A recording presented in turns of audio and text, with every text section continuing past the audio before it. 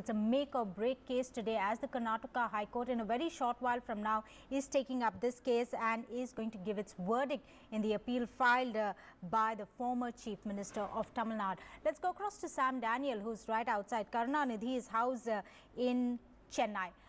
Well, Sam, I have been speaking to you, I have been speaking to Uma Sudhir, and we've been looking at the possible outcomes that may happen.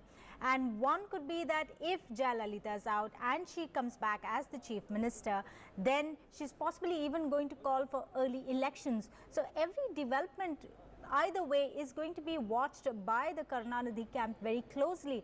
What are you hearing on this? We also look at Jayalalitha's defense. Is the Karunanidhi camp in a sense worried about it?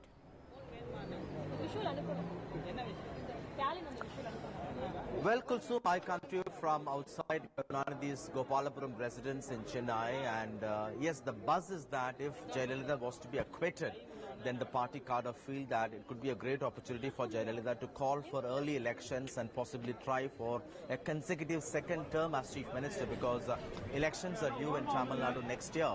And going by the pattern after Jayalalitha's mentor, late M.G. Ramachandran, every 5 years we've been having a change of guard in Tamil Nadu. And that way it's the turn for the DMK to capture power according to that pattern. But if Jayalalithaa is acquitted, then the party cadre says she'll definitely use it to her advantage, raise the issue vendetta by the DMK, also turn heat against the DMK, raking up the issue spectrum scam against the DMK leaders, particularly like Dayanidhi Maran, Kanimoli and former telecom minister A. Raja, and that could work to her advantage. That's what the AIADMK cadre feel.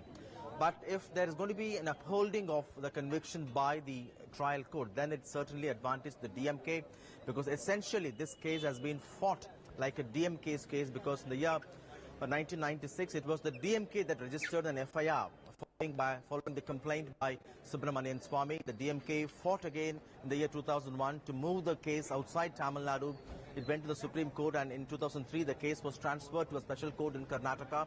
And even as recently, the DMK had pursued the issue of the appointment of Bhavani Singh as public prosecutor. It said it's illegal. It went to the Supreme Court, and the Supreme Court, of course, directed the Karnataka High Court to appoint Acharya, a fresh public prosecutor. So essentially it's a DMK's case, and they hope that a conviction would work to their advantage. Already the DMK leaders have established informal talks with opposition leaders, and it's not just the DMK that's looking for an opportunity to come back.